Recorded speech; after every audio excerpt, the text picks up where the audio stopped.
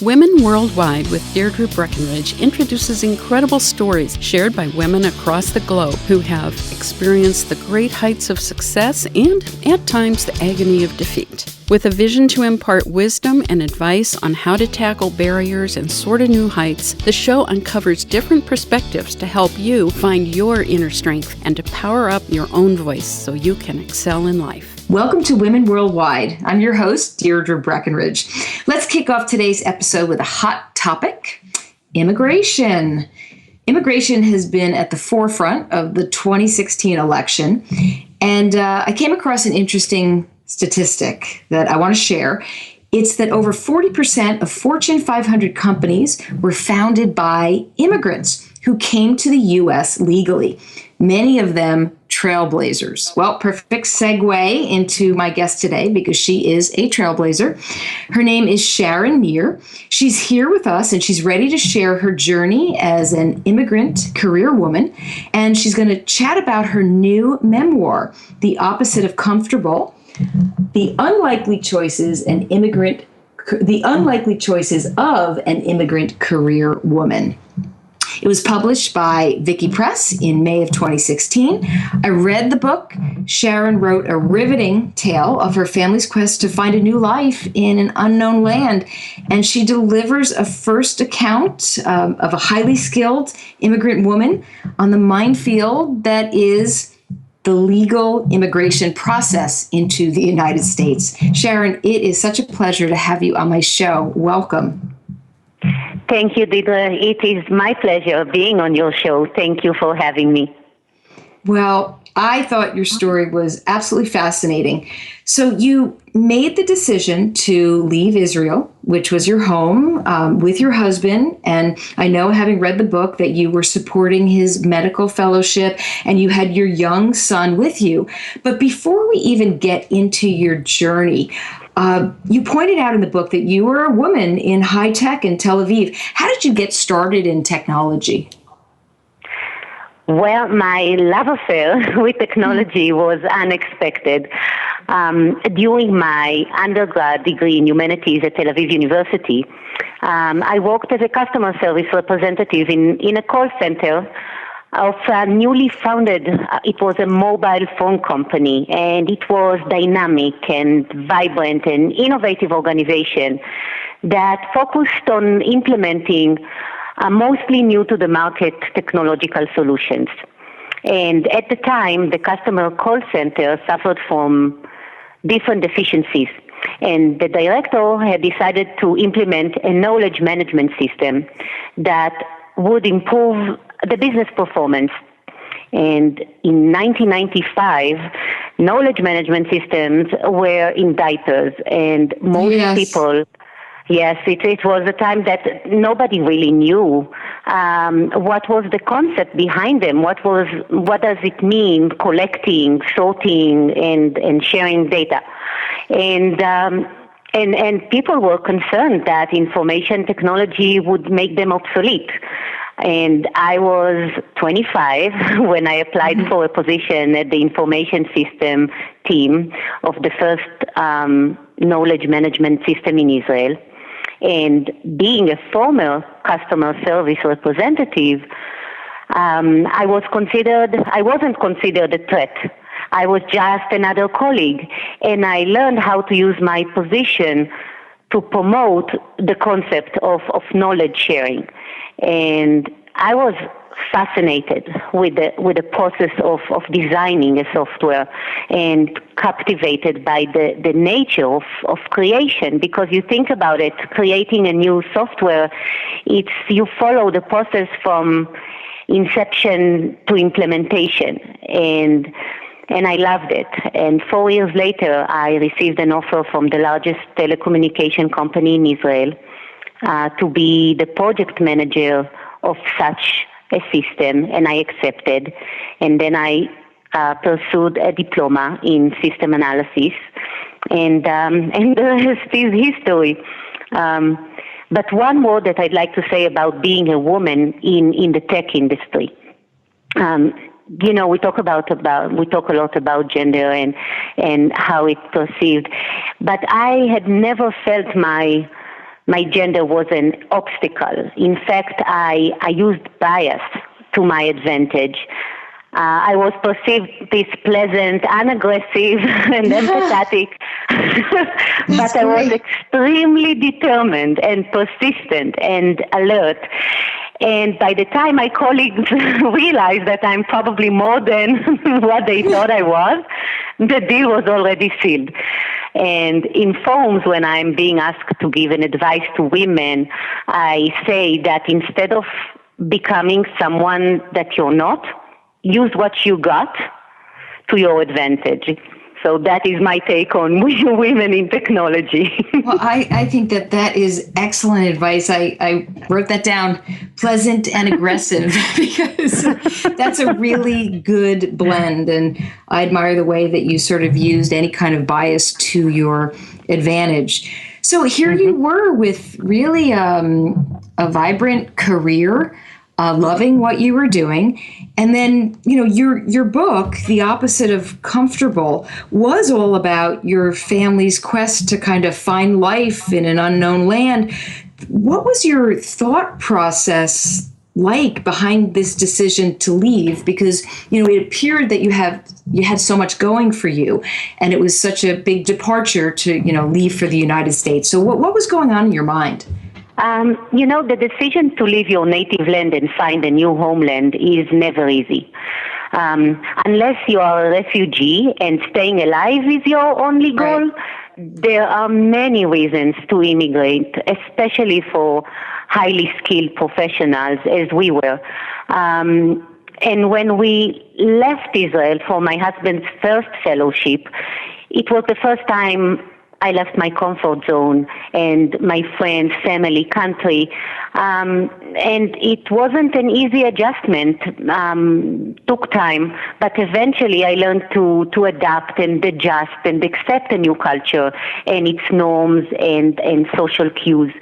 And after 2 years in New York City, we returned to Israel, but everything has changed. And most importantly, I had changed. I somewhat became a citizen of the world. I had no longer felt the need to be comfortable, and I didn't expect things to be easy and painless all the time. On the contrary, I wanted to explore and investigate and grow and be open to everything the world has to offer. So during the time in Israel, after our return, my husband had extremely limited professional development opportunities in his field. And then my son was diagnosed with dyslexia, and I realized that he would never be as successful as he could be without learning English. And people with dyslexia, they have a learning disability that prevents them from learning their native language, let alone a second one. So that was part of the reason. Then another thing was the political climate in Israel. In 2001, when we first relocated to New York, it was in the midst of the second Palestinian uprising, and during which terror attacks and kidnapping and suicide bombings became routine. And after we returned, it kept on going, and then there was a pause, and the Second Lebanon War started.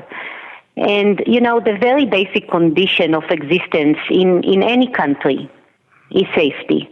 Right. But in Israel, it could not be taken for granted, and we wanted a change. So the circumstances, our reality, who we became, our hopes for the futures, professional objectives, everything together and each separately were part of the decision to leave. That's powerful. And, you mentioned about the safety, and I want to key into that, because when you left one political climate, when you came to New York, didn't you experience 9/11? Yes, I did. It was part of, we just moved from Israel to New York. It was August, and then immediately a month later it was September 11th, and it was very unexpected to go from one place with so much terror to a place where you never expected something so awful to occur. And it was part of the challenges that I had to face when we moved back in 2001. Can you elaborate on those challenges? So, of course, 9/11 was so traumatic in so many different ways. What specifically, when you first came, and maybe even after post 9/11, where was your head at, and what was really affecting, whether it was what you were doing or your relationships or making friends or getting involved? How are you feeling? Well, in 2001, when my husband accepted into this 2-year organ transplantation fellowship, I had a choice. My then 18-month-old son and I could join him to New York, and I could have tried to find a job for the 2 years, or I could stay behind and follow my career path and become a single mother for 2 years. And I chose to join my husband. And this decision that I took influenced my life from the moment I made it and until present days. But back then, I struggled to create a new identity for myself. Before I left Israel, my career was my identity. And suddenly in New York, I didn't recognize my life. I had a little reason to wake up in the morning for anything. And it was the first time in my adult life I hadn't worked for such a long period. I didn't need to prove myself and be recognized for my success. I felt that I lost a substantial source of pride. And when we arrived in the city in August, I decided to find a job. And I decided to find any job. But then September 11th happened, and New York was a mess. And I fell into deep sadness. And by the time I had finally received my work authorization, I knew that it was unlikely to find a project management position, because no company in its right mind would hire a project manager with an expiration date. I only had 2 years there. Right. And then I realized that it cannot go on like that. Meaning should be created, not found. And I started creating a new meaning to my life, and that was part of the way I handled this move to New York back then. And that's really interesting. In what ways, so, in the book, you sort of found unexpected and meaningful ways to contribute to society, because you did experience a huge change, and, every choice we make does come with a price tag. So can you talk a little bit about how you felt you began to contribute? The way that I started to make something meaningful with my life was after September 11th. I was unable to start a career. According to the immigration regulation, we had to return to our country of last residence immediately after the end of the fellowship. So it took me time to understand that I am more than my job title, and I have the skills and education and experience to do many other things. And I used to visit my son's daycare center and have lunch with his class. And once his teacher commented on my son's meal, and she said, please don't tell anyone, but you make the best lunch I've ever seen. Your son eats everything. He's not a picky eater like other kids in my group. And every day you send something different, and it is always healthy and looks delicious. And she said, I wish more parents would send lunches like yours. And, back in 2001, America had the worst eating patterns in the Western world. Americans ate too many processed foods and added sugar and too large portions and way too many liquid calories.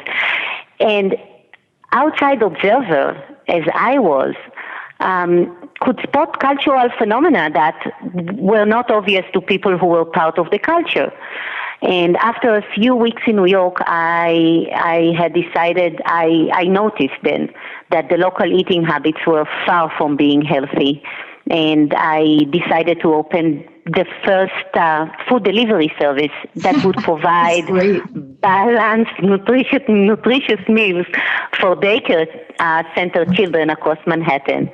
And I found a partner, and together we opened Lunch Club, which was gourmet food for kids. That's and great. And soon thereafter it became clear children were not picky eaters. What a surprise! They ate almost everything that was served in their Lunch Club food container. And you need to remember that, the Lunch Club concept was the original, because it was opened 8 years before. If you remember, there was a show, Jamie Oliver's Food Revolution, and it tried to change eating habits or food preparation in cafeterias across the United States. And it was also 8 years before Michelle Obama initiated the Let's Move campaign to end childhood obesity in the United States. And so, it was 8 years prior to those concepts. And it made me wonder many years later how many other establishments like Lunch Club were in the making in the United States when their originators had to return to their country. And that says a lot about the fact that we need to fix this broken immigration system. But as for me, I found out that initiating a change was the best contribution I could ever make to my community. I felt great doing that. As well you should. That is an amazing contribution. And it's so interesting because children can be so picky when they're at home, but, send them with something in the lunchbox and maybe, either you're so hungry that you're just going to eat it all, or maybe you're going to go and trade with somebody else. Who knows? But whatever, it worked. And the fact that, you could feel really good about your choice. I also love that you went from, years ago working in a large telecommunications company, and all of a sudden you became the entrepreneur. Right. How cool is that? Awesome story. I've been chatting with my special guest, Sharon Nir, author of The Opposite of Comfortable. In the next segment, Sharon will share what it's like to go through the immigration process. You have been listening to Women Worldwide with your host, Deirdre Breckenridge. Segment 2 is coming right up.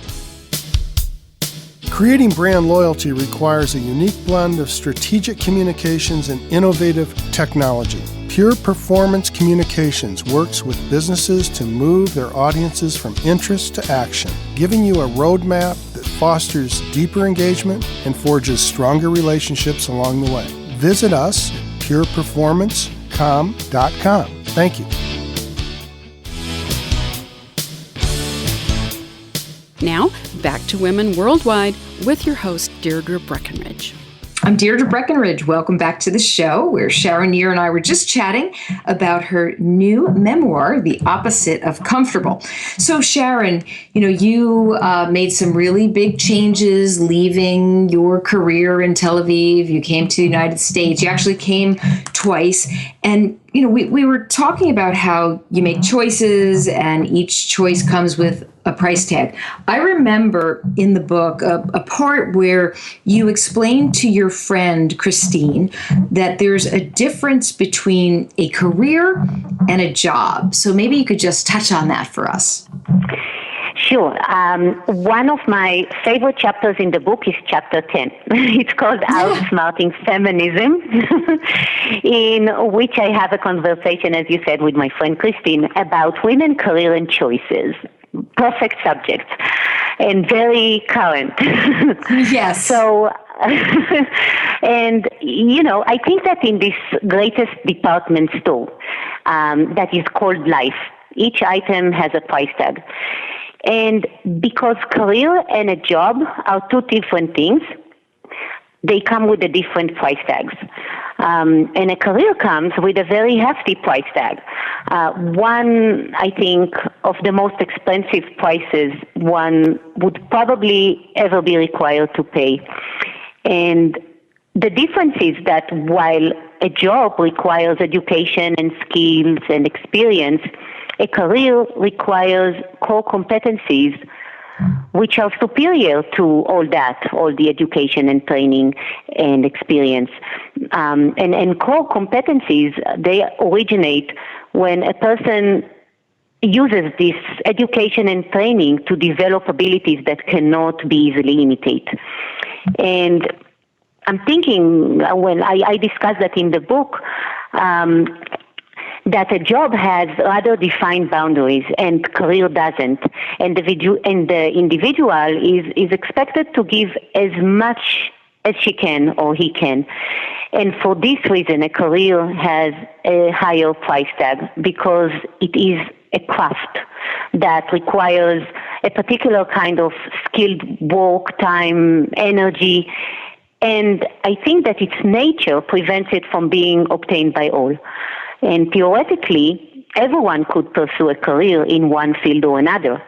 But practically, it is impossible because a career can be very appealing to some people while others will perceive it as a needless liability.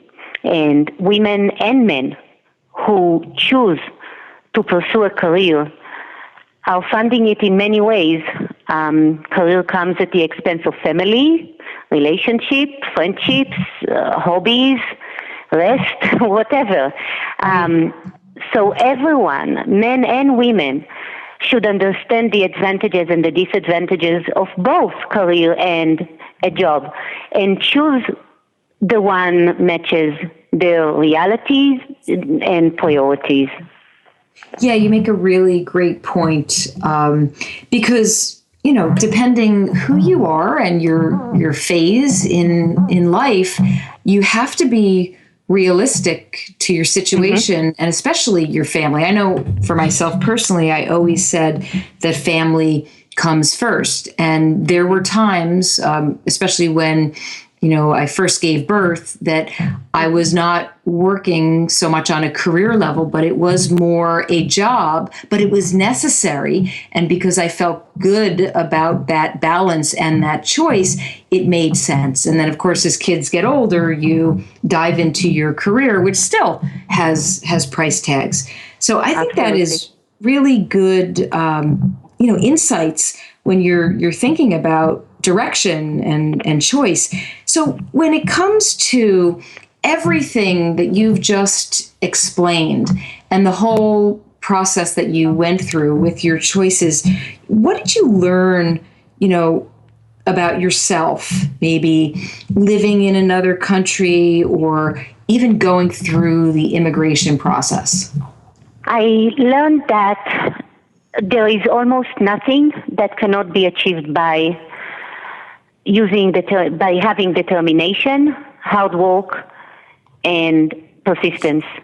And I adopted an holistic approach to life by applying concepts from one aspect of my life to another. I used my business experience as a project manager and developed a business plan for immigration. Believe it or not. It's possible. I did it. And I used problem-solving techniques from work to resolve family conflicts with my children or with my husband. And I used my leadership skills and teamwork capabilities to achieve teachers' engagement in my son's struggle with dyslexia. But above all, I think that I learned that each crossroad in life has four options. You can either quit, you can adapt, you can proceed, or you can choose to accept. But from the whole four, quitting is a dead end. It doesn't go anywhere. So I say never give up. I never give up. Instead, I trade. I trade one thing for something better. And that is, I think, the most important thing I learned that I can do when things get to this point where I need to choose. Well, I think it's really interesting that you apply your knowledge across different areas of your life. Because honestly, what we learn sometimes, I'm going to reverse that, because I found that patience with children sometimes leads to patience in the business arena. So it kind of works both ways. So with all of these choices and the decisions that you've made and what you've learned, you had mentioned in the book you were really close with your family in Israel. Did they play any sort of role or a level of influence as you went along your path of life? One of the things that I'm most grateful for is that my parents always believed in my ability to make the decisions that were right for me. And I always knew that. I saw that if my parents, who knew me better than anyone else, trusted me to make the right decisions, anyone else can do the same. That was the state of mind. So from a very young age, I received a lot of responsibility at home. When I was 7 years old, my mom went back to school to receive a teaching diploma, and my dad worked long hours out of the house. And I became responsible for my 2 3-year-old twin siblings. And I would come back from school and waited for them to the school bus to arrive, and took them home and made lunch and put them in bed for a nap. And then I would clean up and do my homework. And by the time my mom got back home, I could go out and play with my friends. And so without intending, my parents taught me to be independent and creative and resourceful. And I think that I am who I am, and I was able to accomplish everything I did thanks to their trust. Trust played a very big role in what I was able to achieve in life. Oh, that's awesome. And this next question, if it seems like you learned so much from your family and how you grew up and that independence and becoming creative and resourceful.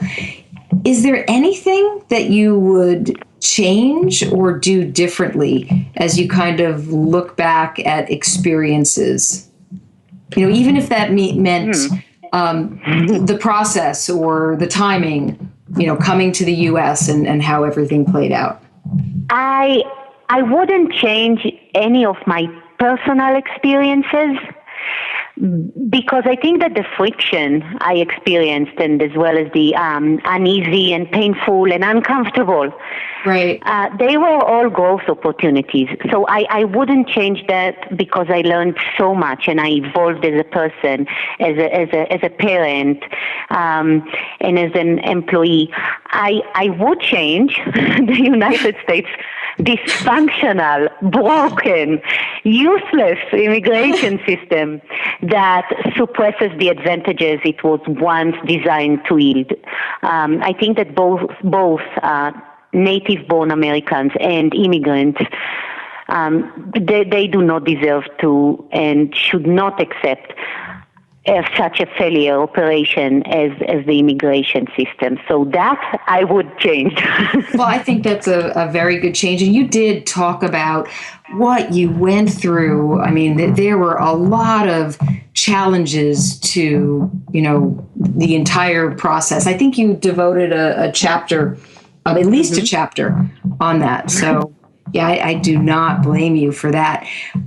You certainly must have learned about your own strengths and weaknesses as you went through immigration. What do you think were your strengths? And maybe you could also share a weakness or two. Let's start with the weakness. Sounds good. My weakness was my efficiency, I think, because working with an ineffective counterpart, such as the immigration system, can be extremely frustrating. And I was frustrated for many years because of it. And so that is the weakness. And my strengths were, I think, my business experience and skills, which, as you said before, I used to navigate through the endless bureaucracy and those irrational demands. I think that my greatest strength was the understanding that the secret of solving a crisis is not in the manner it is being solved but with the belief that a crisis can be solved. So that was a very big strength. Yeah, I mean, that's positive, that no matter what it is, you can solve it and you're going to do what it takes. So what does that mean? You know, on that note, doing what it takes, what does it mean to live an empowered life as a woman in the 21st century? What do you think about that? I think that there is a very fine line between empowering women and overpowering women, and we need to be very careful not to cross that line, because crossing it is not only the polar opposite of feminism, but it is also the opposite of right. And living empowered life as a woman in the 21st century is to understand that feminism is anything but one size fits all, and women have infinite routes of self-expression. And I think that a woman's essence is not necessarily related to her career, family, education, connections, or hobbies. I believe that a woman's true spirit is in her ability to make the choices that are right for her, given the reality she faces, and according to her personal preferences. And I think that the goal is not to live your life according to a sad social message, but to do what is right for you. And I think that women who choose their own path will be more likely to succeed than women who feel pressured to turn into something they're not, or to pursue other women's dreams. Yes, choosing your own path.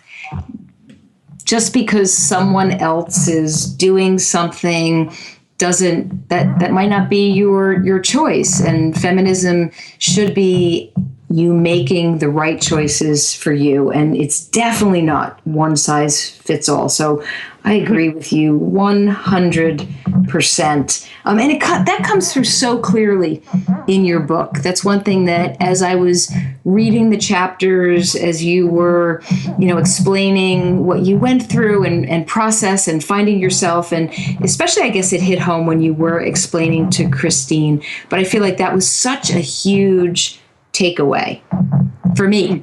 So I really thought that was powerful. What advice would you give to other women who may face the opposite of comfortable in their lives? What would you say to them? I would say, my dearest, smart, creative, beautiful ladies, life was never designed to be easy, comfortable, and pain-free. And if you feel this way every day, check your pulse, you may be dead. So I say, embrace uncomfortable and accept it as a growth opportunity. My life-altering experience, it involves immigration, but it could have been easily interchangeable with any other unexpected circumstances, such as go back to school in your 40s, or losing a job, or having a baby in a later phase in life, or having to care for a sick family member. I say, no matter how uncomfortable it may be, it is always possible to reposition or rejuvenate yourself. But the ability to succeed is strongly correlated with the ability to overlook every concept you lived by that cannot fit into your new reality. So don't be afraid to make unpopular decisions, because every decision that is based on your experience, reality, and common sense is a good decision. Never give up. Instead, trade. Let go of one thing, but receive something that is matchless. That's the best advice. I think that everybody listening probably agrees, and I certainly am going to take your advice. You just never know what's going to happen, and you have to, I love what you said about rejuvenate, overlook, and don't be afraid of the unpopular choices that you might have to make. Well, Sharon, last question. Where can my listeners find out more about you and your book? So The Opposite of Comfortable is available in all the leading booksellers, including Amazon and Barnes & Noble. So you can find it there. And you can also visit my website at www.sharonnir.com, where visitors can read the first 3 chapters of my book and book reviews and latest news or upcoming events. And also, you can visit my Facebook page. It's Sharon V. Nir, where I host a very active blog. Or follow me on Twitter. My handle is Sharon V. Nir, and you can read my biting tweets. Sharon, thank you so much for sharing your journey as an immigrant career woman and what it was like to leave your home and your career in Israel to support your family. You know, your book is enlightening. I hope everybody picks up a copy. And your story is truly inspirational. So thank you. Thank you so much. It was a pleasure speaking with you today. Oh, thank you. And I also want to thank all of you for tuning into Women Worldwide. Until our next episode, stay focused, energized, and feeling empowered. Thank you. You have been listening to Women Worldwide with Deirdre Breckenridge, brought to you by Pure Performance Communications on thesocialnetworkstation.com. You can reach Pure Performance at www.pureperformancecom.com. Women Worldwide is produced by SNI, and the opinions of the hosts and guests do not necessarily reflect those of Social Network Intermedia, LLC, or the Social Network Station.